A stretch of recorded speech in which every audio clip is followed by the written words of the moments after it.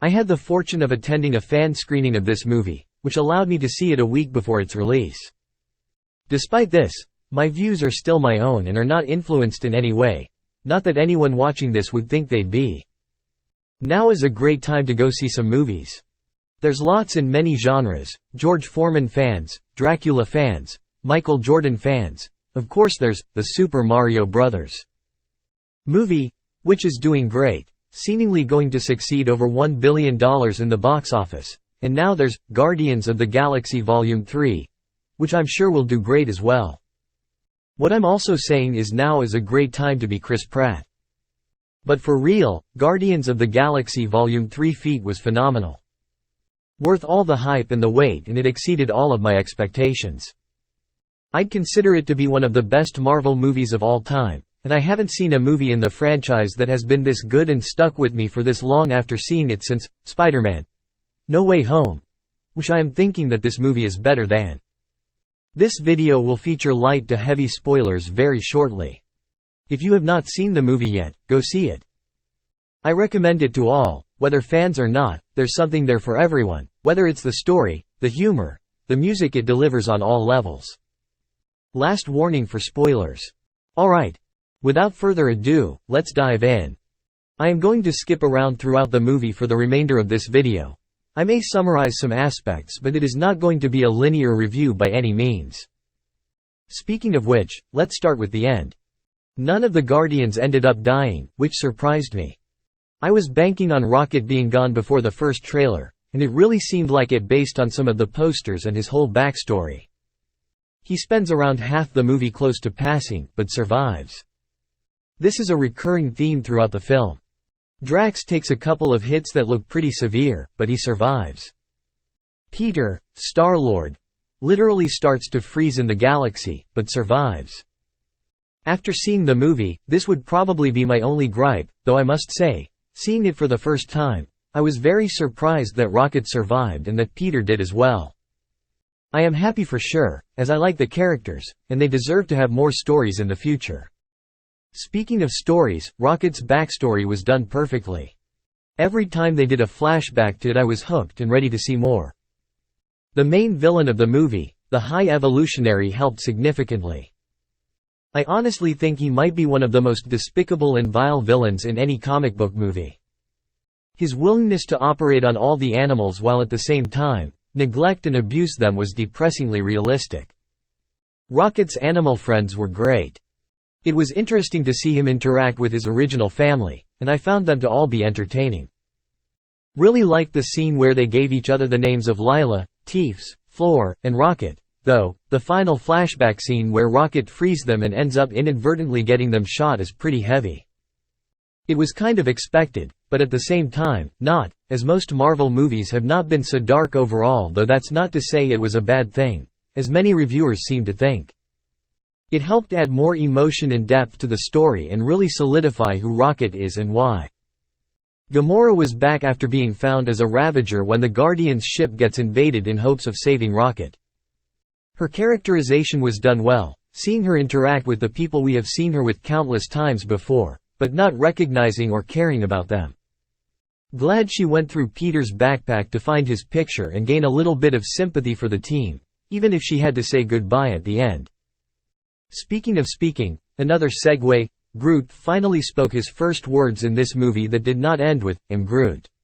The audience was active throughout the movie, figuring as such, as it was a fan screening, but Groot saying, "I love you guys," near its conclusion brought out the biggest applause. It was honestly pretty surreal, kind of like Maggie saying, "Daddy," on The Simpsons. Adam Warlock was an interesting presence. I must admit, despite being the huge fan that I am, I did not remember that he was set up in the mid-credits scene for Guardians of the Galaxy Volume 2, although I at least knew who he was prior to this movie. I am still standing by that he looks a lot like Homelander. He certainly was a force to be reckoned with, seemingly impossible to beat at the beginning. Adam bursting in the Guardians' base to hit Rocket was startling and the whole theater reacted, likely because of the vibration in the chairs from the surround sound too. And he literally reduced Groot to a head and tentacles. Thankfully, Nebula was there to save the day by stabbing/incinerating him, but he still survives and shows up as a potential threat throughout the movie before eventually saving Star-Lord. I will admit I liked his return and redemption at the end, but his character was just fine. He served his purpose and will likely be a useful ally on the new Guardians team. Drax and Mantis were great, as expected. I think they are two of the best written Marvel characters, next to, say, Korg or Wong. Nearly every scene they're in together was super funny. Two standout scenes were Drax continuously lying down on the sofa and Mantis trying to tell Drax to give an analogy to Peter, before he messes it up trying to create a metaphor. I also liked the two of them standing up for themselves after Nebula had been calling them dummies throughout the film. The Star-Lord and Groot team up at the High Evolutionaries base on Counter-Earth, which I forgot to mention is the planet he has sent all his animal-human hybrids, apparently called humanimals, was fantastic. I had somehow forgotten the scene in the trailer where Groot stores an armada of weaponry in his trunk, and pulls them out to get all the guards and associates, after they are in a face-off, not a trap, per Peter. He is also shown to be able to grow wings suddenly, which is an ability I thought would get a little more screen time or use, but oh well. Kraglin and Cosmo were entertaining whenever they were on screen.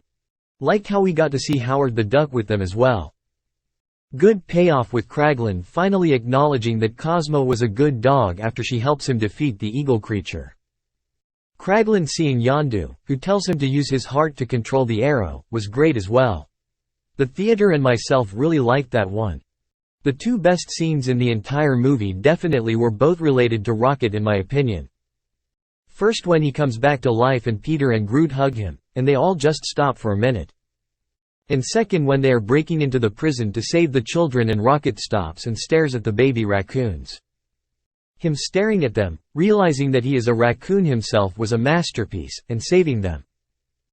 I was honestly concerned when the High Evolutionary that he would kill all of them, right there and then, but thankfully he did not. I would be remiss if I didn't talk more about the High Evolutionary.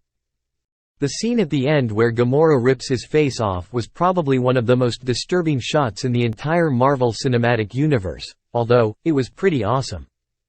I am glad that they let James Gunn keep the shot in there, as it was definitely impactful, and great to cap off Rocket's revenge.